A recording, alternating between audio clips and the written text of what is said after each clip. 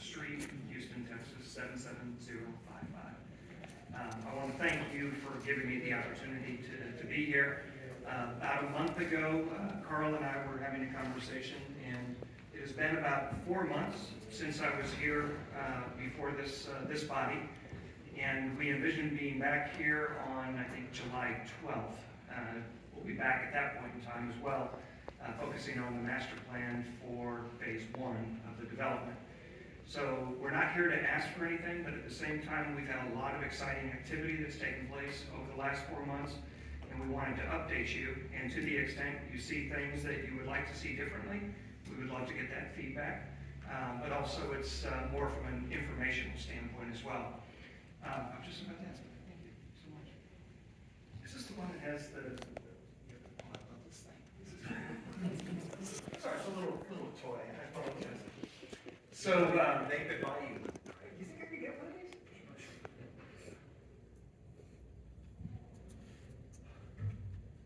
Yeah, there it is. It does it. Yeah. Okay. All right. So I do appreciate the opportunity. I think last time our presentation was like an hour and a half. It's going to be much shorter this time. But perhaps one of the biggest things that has taken place since the last time we were here is we acquired the property. Over the last 30 days, we did that. I want to thank the staff and the elected officials and all of you for all of your support. I will tell you that we're up here every other week. We typically come in on Sunday night and then leave on Friday. And it's been a tremendous experience. We've also had a lot of co-development partners that we've brought to this area. We've had a lot of lenders, a lot of investors, and the reception that we get each and every time has been phenomenal.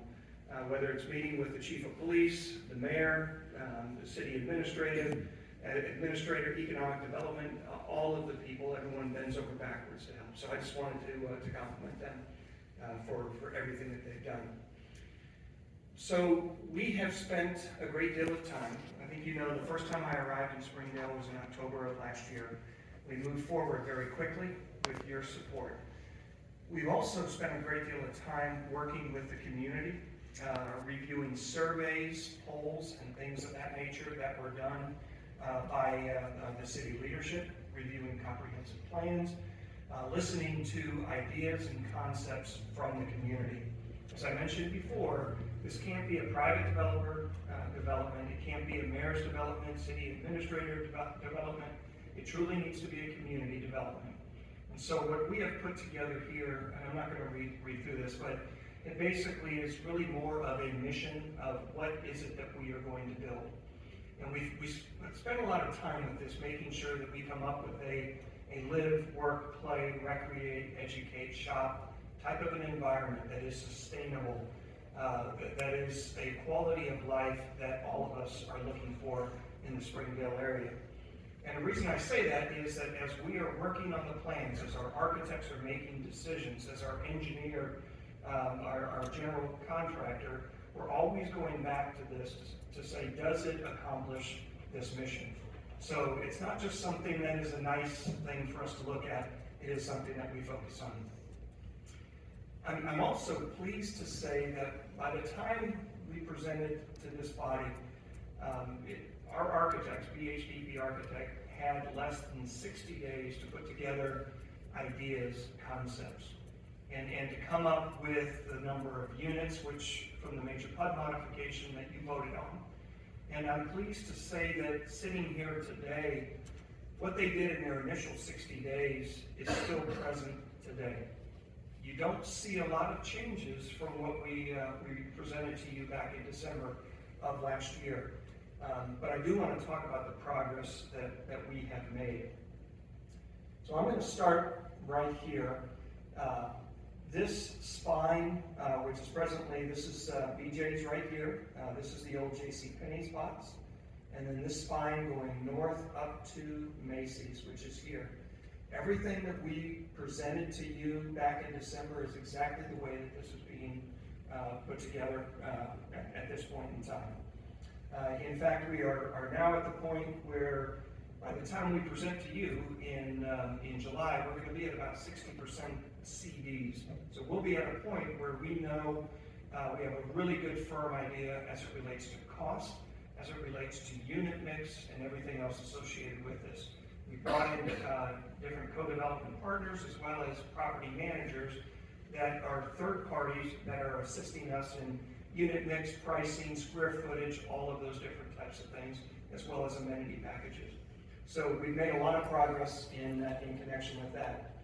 You will note that Mel is still here. However, at this point in time, there is a door there. And then this is all enclosed as you go into the center part of the mall. So this would all be opened up. And so this would be a roadway that would come up from west to east. We also have underground parking, and I think I've shared that with you before. And so the access to the underground parking would be here, as well as back of house services for the retail. The images that we shared with you in the media and the public back in December that basically showed all of this on the first level, being boutique retail, restaurants, pubs, all of that is still the same. We have this nice linear park, and then we also have a walking path right here that goes in front. And again, it's the same concept that we talked about before, and we've seen it over the Rhine, where you have some of the new streets that basically are shut down with bollards, and then the restaurants kind of pour out into the streets with tables and everything. That same concept is what we are talking about in this particular area. We have entered into an agreement with Cohatch to build a office sharing space right here. This will end up being around 20,000 square feet. And with them, they also are bringing a restaurant hub that would be right here. This area is more of an amphitheater. If you'll recall, from within the mall, from this part of the mall all the way down to Macy's, there is a grade drop of 14 feet. So if you put a marble down here, it would roll all the way down. So it's 14 feet. We also have a grade separation from here down to this corner of 44 feet. So it's quite a bit of topography. That's great here because if we've got an amphitheater, a covered band shell, if you will, and I'll come back and talk about that. But with this green space, this linear park, it gives you an opportunity to put in-place seating and everything else in this particular area, so that when you have the movies under the moon, the concert series, those type of activities, everyone can see, and it makes for a wonderful community gathering place. This band, or this area here, what's the name of the park that's downtown, over the road? Washington. Thank you, Washington Park. There is a constant structure that you can see through it, but it has sound and lights and everything. But what it does is it gives you the opportunity, so whether you're on this side of the stage or that side of the stage, this whole area is usable. And so we consider this to be a tremendous feature. Our landscape architects are also working on some water features that would run along the linear side of that as well. Right here, we still have Outback Steakhouse, of course, and then Starbucks, Men's Warehouse, and Chipotle right there. What we are proposing is to have 3 stories of structured parking right here. We've entered into an agreement with La Rosa Family Pizza to move their operation right here. And we've entered into an agreement with a hospitality co-development partner that would be building a 4-story building on top of the 3-story structured parking. We have certain limitations as it relates to Outback and other tenants relative in the leases that we need to honor relative to parking. And by creating this structured parking, it gives us the ability to add some elevation, but it also gives the ability to have retail on the first level, because we have another 7,000 square feet in addition to La Rosa Family Pizza overlooking the park. And then you can just imagine if you have a concert out there and you've got people up in the hotel overlooking that as well. So it makes for a really nice atmosphere. As we continue to go around, this is the current Dillard's box. As I think you're aware, we've entered into a memorandum of understanding with the city of Springdale relative to the first floor for about 115,000 square feet of recreation community space. That has come together quite nicely as we're moving forward. I know that we've had some public engagement activities, another one tomorrow night as well to receive input. So that is moving forward quite nicely. The second level, again, is the STEAM Institute with Princeton. And then the third level, we've entered into a memorandum of understanding with an organization called IKC, which is Incubator Kitchen Collective. And it is an accelerator. It's an incubator that brings in cohorts that, and they typically focus on consumer goods. So whether it's somebody that makes tofu, somebody that's a restaurateur, somebody that is in farming, and they bring those type of activities and they surround them with an ecosystem. These are people that really understand their trade. They understand how to cook or put together a really nice product, but they may not understand debits and credits, tax structure, legal, real estate, marketing, branding, strategic planning, and that's what IKC does, is they surround that. They've had over 30 of their cohorts already graduate and have set up shops, 2 of which I met this last week, and they are now venture-backed with venture capital firms and are doing very, very well. So that's what would be going on the 3rd floor. That's roughly 20,000 square feet. And then we continue to have conversations, although we don't have a memorandum of understanding, with the University of Cincinnati and Cincinnati State from a culinary perspective. The goal here, and I know I shared this with you last time, is we want to be in a position that we have enough there, so that people say, I want to go out there, and they've got this new restaurant. And on the 2nd floor here, which is presently the food court, as I mentioned to you before, it's already got grease traps, it's already got walk-in freezers and pizza ovens and grills and all of those things that were there for McDonald's and all the other vendors that were there. I'm not saying that we have enough. There's a lot that still needs to be done.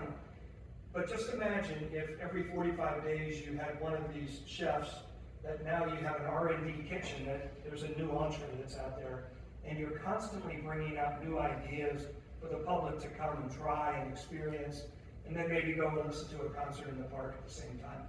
That's the type of entertainment, excitement that we're trying to create here. First level, we've continued to talk about a grocery store. I will tell you, we have not aggressively pursued that just because of the amount of time that we have working with architects and engineers, but that's the placeholder that we have. We've got certain relationships with folks like Trader Joe's and others. Those would be an ideal type of a candidate for something like this, and that's what we're targeting. And everything that I'm showing you right now is all in phase 1. This is the JCPenney's box. If you'll recall, early on, we had shown an image of a restaurant, bar, entertainment venue called The Rustic. There's one in Dallas, one in Houston. It's a very successful event, a successful location. What we found is that in this particular building, and most of the time when you do redevelopments like this, there are surprises. Most of the surprises are not welcome. It's a surprise, like, wait a minute, I thought there was nothing there, but there's a wall we have to move. In this situation, we thought that with JCPenney's, that there were only 2 floors, but there's actually 3 floors. So we found about another 40,000 square feet that were not on the plans. We did not know that they existed. So that was a nice thing for us to find. Because of that, we have a group that we're talking with on the 1st and 2nd level back here that would be an eatery, bar, restaurant, pickleball, indoor, outdoor, just a really unique type of an atmosphere. There's 6 of them in the United States right now, and this is a group that, and it's sometimes it's fortuitous, but we've had them on our list for the last 3 or 4 weeks that we want to reach out to, and I'm not exaggerating, but within the last 24 hours, they actually came to us and said, we really would like to put one of these venues in your development there in Springdale. So very fortuitous. But that could take the first and the second floor, and that way we don't demolish this, because we were going to be cutting about half of that off, and we'll be able to use that. And I guarantee you that we can find a use for the top 40,000 square foot of that particular space as well. As we continue to go over here, this is the Macy's location. And I'm going to point here, because of the grade that we have, the topography, if you were to come into this building at this level, you're going in on the second floor. Over here, you're on the first floor, with the exception of there's a sky bridge that comes from this parking garage over to the second level here. And so we have engaged a group, we're working on a strategic plan that the first level of this would be more services for the individuals that would live here, as well as the rest of the community. And I'm sure you guys have seen this. It's becoming quite common, where you have one common entry, but you're here to get your hair cut from that person, and they've leased a 10 by 10 foot area, or 20 by 20, or you want to get Botox over here, or a massage over there, and it provides a number of those type of services.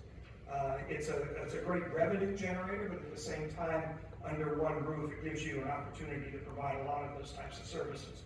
We're having conversations on that strategic plan. We've also had multiple meetings for the second floor of this, which is generally a larger box, and I say larger, 60 to 70,000 square foot soft good retailer that wants to do a smaller concept, which I think is like 35 or 40,000 square feet right there on the second floor. We're continuing to focus on the third floor for the life sciences, biosciences that we talked about before, on the third and fourth floor. We have over a mile of hike and bike trail that connects here. And as I mentioned before, the trailhead is right there, which is at the entrance of the community center. And then we have two areas right here where it would cross over Princeton Pike, and back here where it would cross over Kemper. We've had a number of meetings with the city, with leadership, as well as with the regional hike and bike trail parks organizations, because that's just 1 mile here. But as I think we've talked before, and I think I even have a slide I'll show you before, or in a minute, it connects up with almost 10 miles of hike and bike trails into other parts of the community. And by doing something across Princeton Pike, there are certain federal, state, and local grant funding programs that we're really starting to get geared up at this point in time. We've actually hired a lobbyist firm to assist us in that as well, so that we can bring some additional capital. Most of that capital would be going to the city of Springdale as an applicant. But what we want to do is, like across Princeton Pike, to the extent that there is a footbridge a pedestrian bridge that could get you from the east side to the west side, which is where you have a lot of rooftops over there as well. Those are things that we're investigating at this point in time. And then the same thing across Kemper as well. The dog park obviously is in phase 1. Bioswale is in phase 1 as well. This multifamily tower, excuse me, which is just on the west side of the structured parking, and we would also be building podium structured parking underneath. And this road right now would go effectively underneath it, up in this area between the what is presently Macy's and the structured parking. The views from this location are phenomenal. This would be a 5-story multifamily project, but again, it overlooks this, which is 2-story, the amphitheater, and then this green space. I've got some massive diagrams which I'll show in a moment, so you'll be able to see that as well. So all in all, we're excited about that. Between multifamily here and multifamily here, We're still right around 500 units, a little bit less than 500 units, which is what we've always talked about for phase one. And everything that I've shared with you is in compliance with the major PUD modification that you signed off on before. I know you can't see this. We're going to make sure that all of you, I think you've already got copies of this, but the thing that I wanted to point out, these are all the individual buildings and assets. We call them parcels, but all of those individual ones. If you'll notice, everything that is in gold, that's all phase one. And so phase one, the total development at this point in time, call it inflation, call it what you will. I think before we said it was a little over $1 billion. Now we're at about $1.4 billion, which some might say in government terms that's a little over $1 billion, but still it's a lot of money.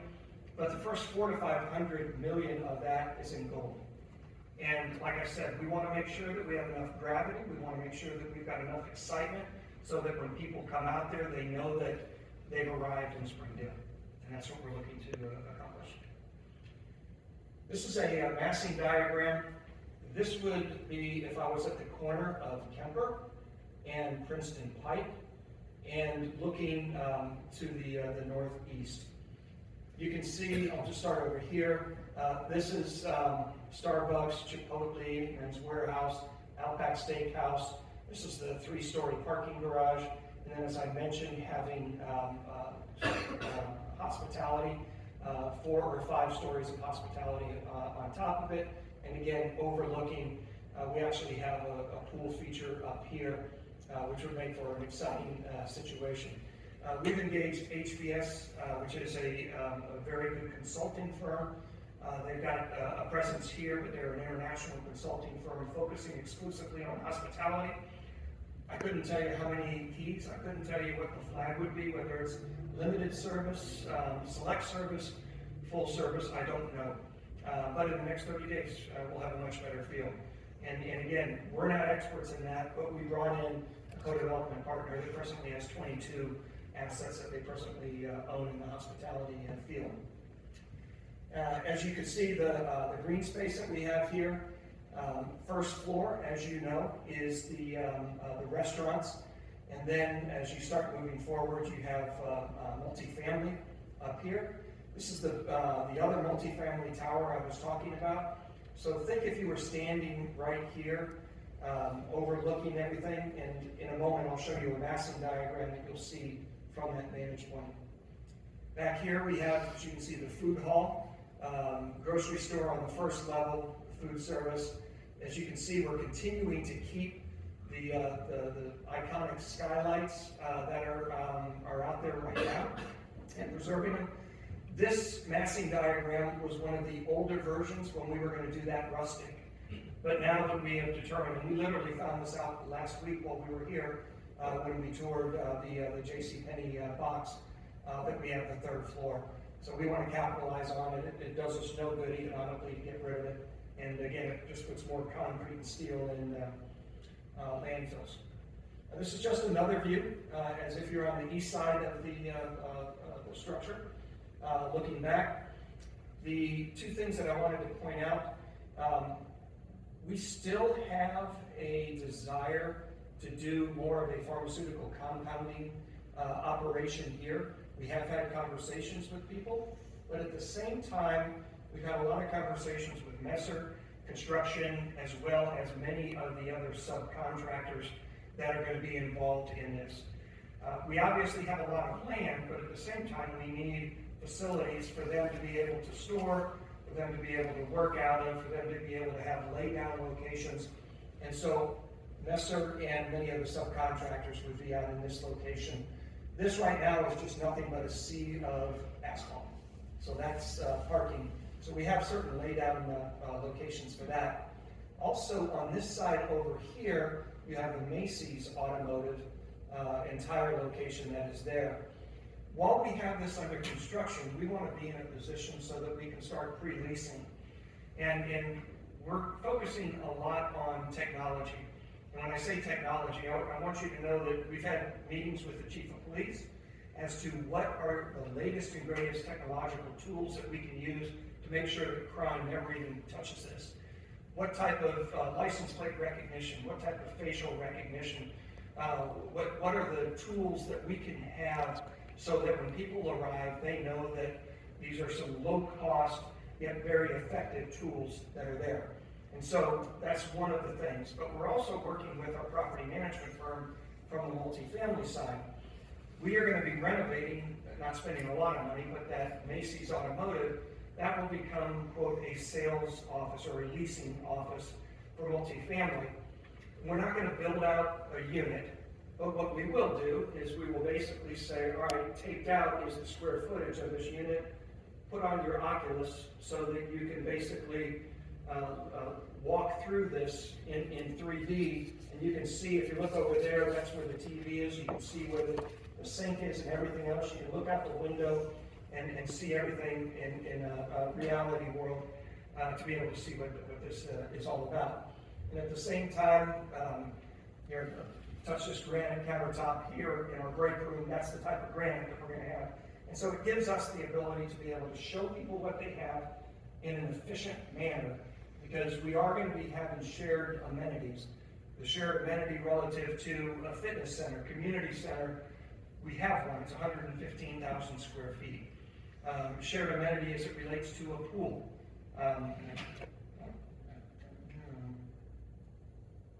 I'll show you that in a moment.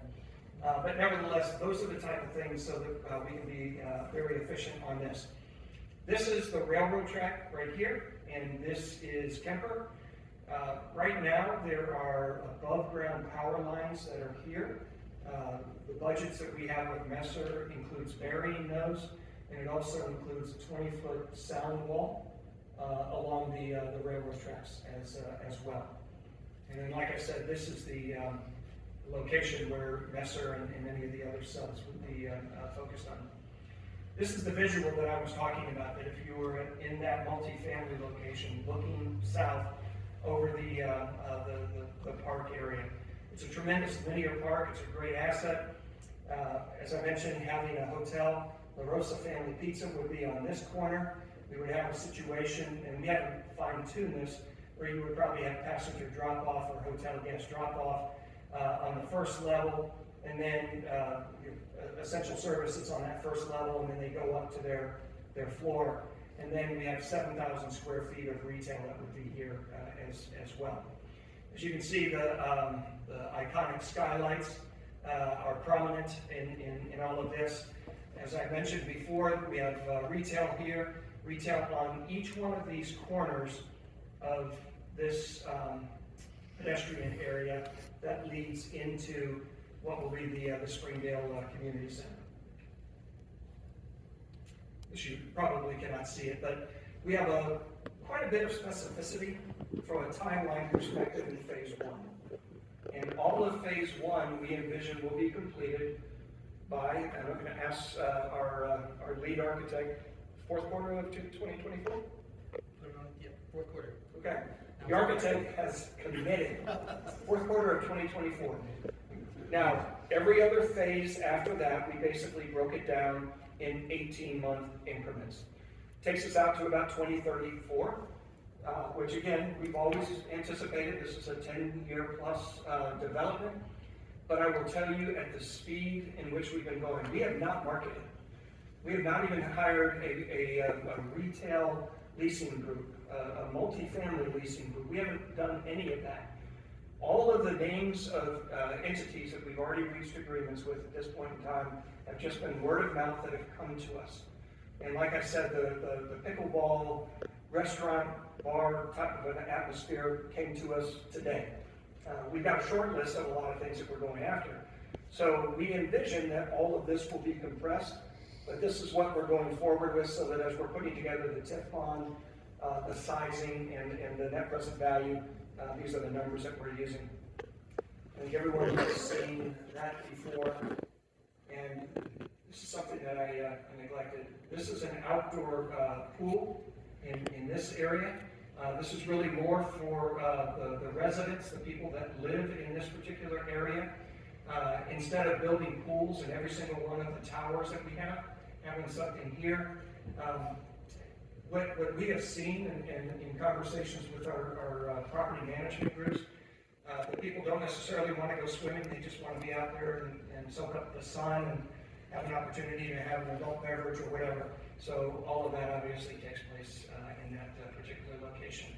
This is the phasing. Like I said, a lot in phase one, and I'm just going to go through these very quickly. You can start to see how it adds in the multiple phases and ultimately getting built out in phase 8, even though we've got 30 or so different parcels, but that's what we have at this point in time. This is the trail system that we talked about. I mean, obviously we are a small component of it, but it's a mile of about 9.5 miles, as you can see.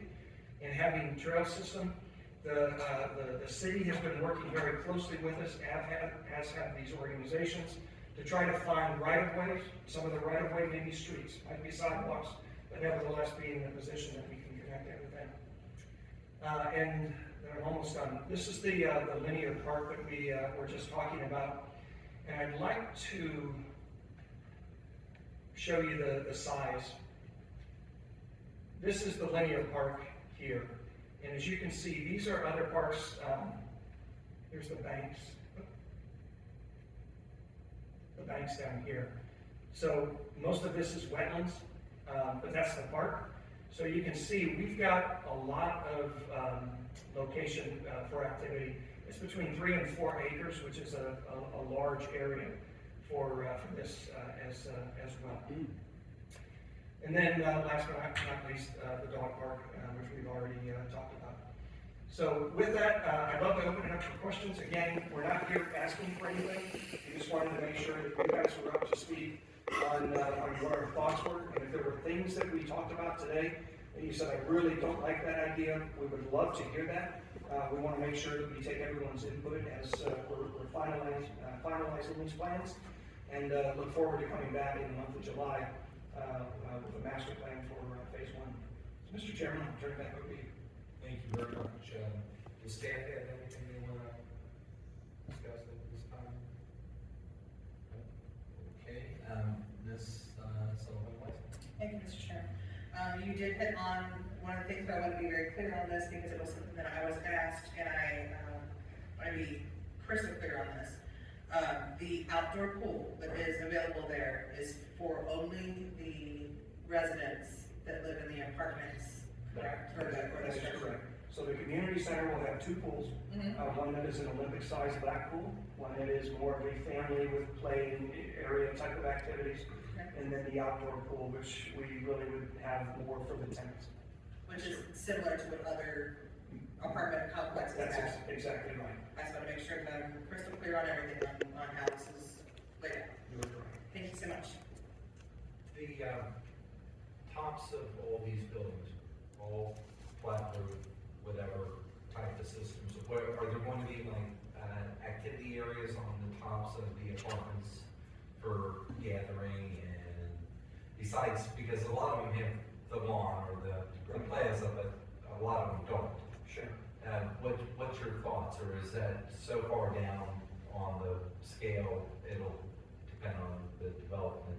No, it's not far down at all, and I appreciate you asking that question, because we do have a combination of certain activities, and like passive type of activities that would be on the rooftops. Then we also have many of those structures that would be green roofs from a sustainability perspective, including over by where the culinary is. What we're talking about is the 2-story section above where the basketball courts are and the 2 pools. We're talking about having more gardens up there so that the chefs and everyone else that are cooking at the culinary incubator, they have the ability of growing their fruits and vegetables and everything on that second level. That was my next question, is how much green space are we going to get on roofs? A lot. Be a lot of roofs. I know we have a minimum requirement of 15%. We're there between the pocket parks, dog parks, the linear park, and everything else that we have there. But most of the time, people don't necessarily think of roofs as a park, but having the opportunity where you're looking out the window and you see nothing but shrubs and greenery and everything adds to the beautification. Just a comment in regards to the comparative with the other parks. Yes. I I find that very interesting and valuable, but I didn't know what those were. So when I looked at the drawing, I was going, okay, yeah, there's some park, I see that, but I had no idea of mass. Okay. So if you could help us to, because it does help Yeah. to relate to, you said the park's like 3 acres. Yeah, yes, between 3 and 4 acres. Between 3 and 4. If we knew what Washington Square was and so forth, it helps to relate. Do you mind if I ask him to respond to that, because he knows the parks much better than I do? Well, not now, I'm just Oh, saying, okay. in the future. Okay. In the future, we like to, because it's a viable part of the development. Yes. It is a place that people live, and parks are a big part of that, so. That being said, like a picnic area and picnic shelters and those type of things, so people can gather with their families. Because there will be families here, not many, but I think it's going to probably be a different demographic than we're thinking directly, but there are going to be some families. And a place that families can gather is really important. You know, I'm excited, I like it. I do have one other question, I see the other lights lighting now, is the demolition phases. Where, can you show us on the illustration which buildings we're gonna see come down first? So that, because obviously there's some trucking and some wreckers and so forth, and people are gonna wonder, so it would be good to at least see that.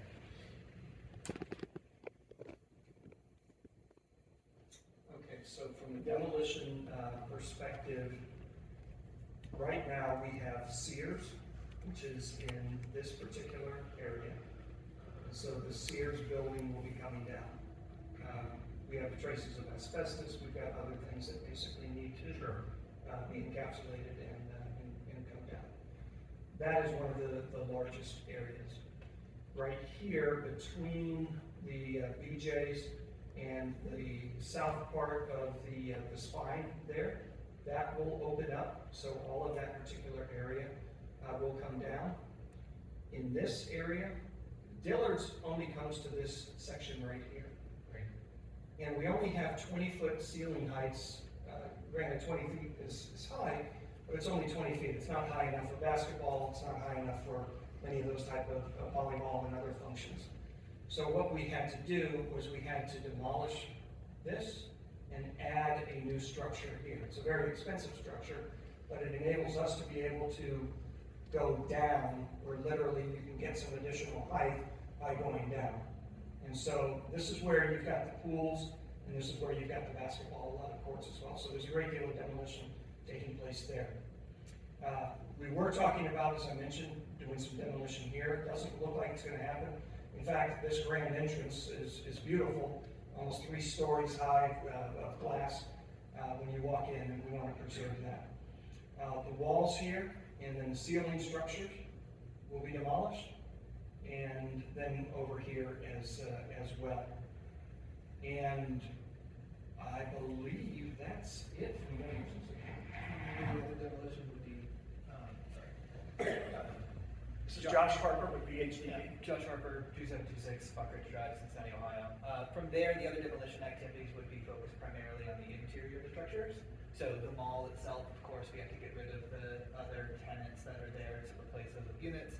And then the Macy's would be a selective interior demolition, as well as would the JCPenney's space in order to accommodate new tenants. But all in all, intending to be pretty light from those activities. The only major mass demolition, as David said, really occurs at that JCPenney's space. Wait, the space where the Sears comes down, temporary use of that area.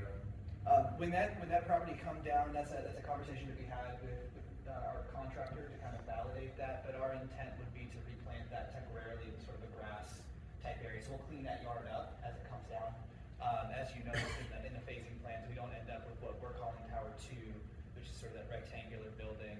That won't come until phase 2 or 3. So until that building comes up, we're going to try to beautify that area with just a green space until that time. So it doesn't look like you're So it doesn't construction look like site a for 10 years. Precisely. Okay,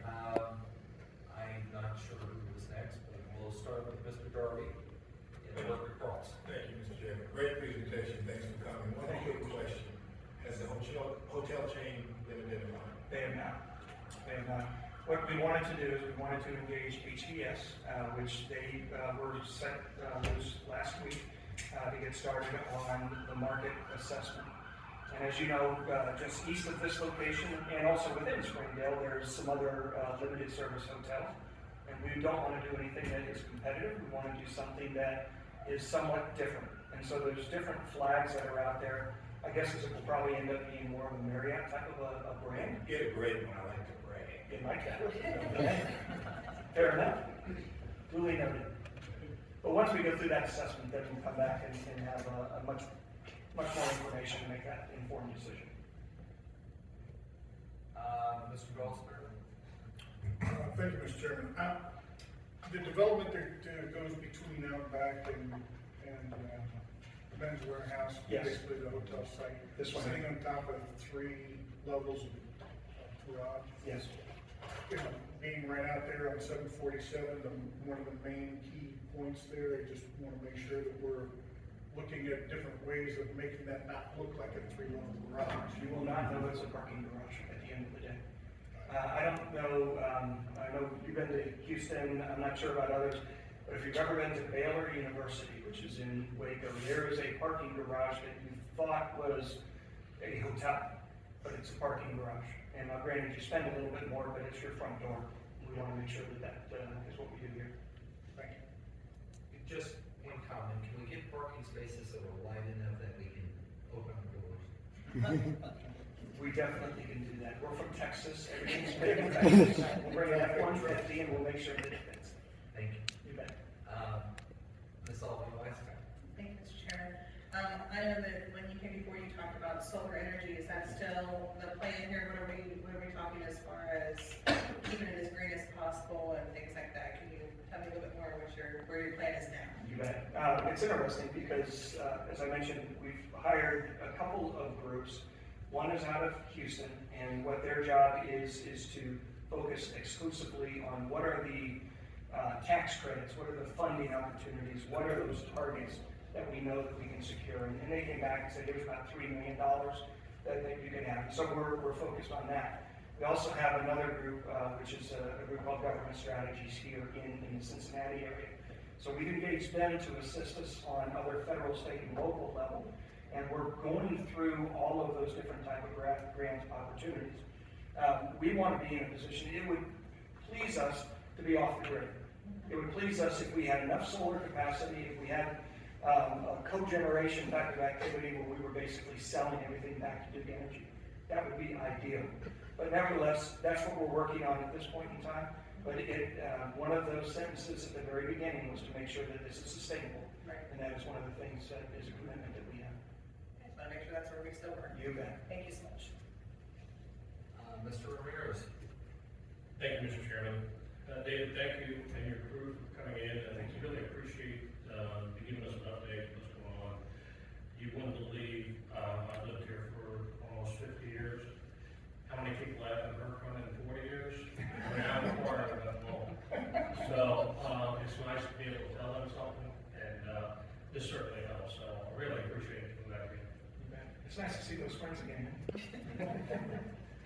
Only when they say nice things. Exactly. Okay, we don't currently have any other lights. We're very pleased that you did come and you spent as much time as you had. It's absolutely amazing how fast tracked this is going. And it's, I'm very impressed, and we're pleased that you're a part of Springdale. My wife keeps asking me when are they gonna start thinking about what the new name is? And, Give us about a week or two. okay. We got a lot of things that we're going to be announcing pretty soon. Okay, great, thank you very much. You bet. Anybody else have any questions for the gentleman? Thank you, David. Great, thank you. Appreciate your team. Thank you so much.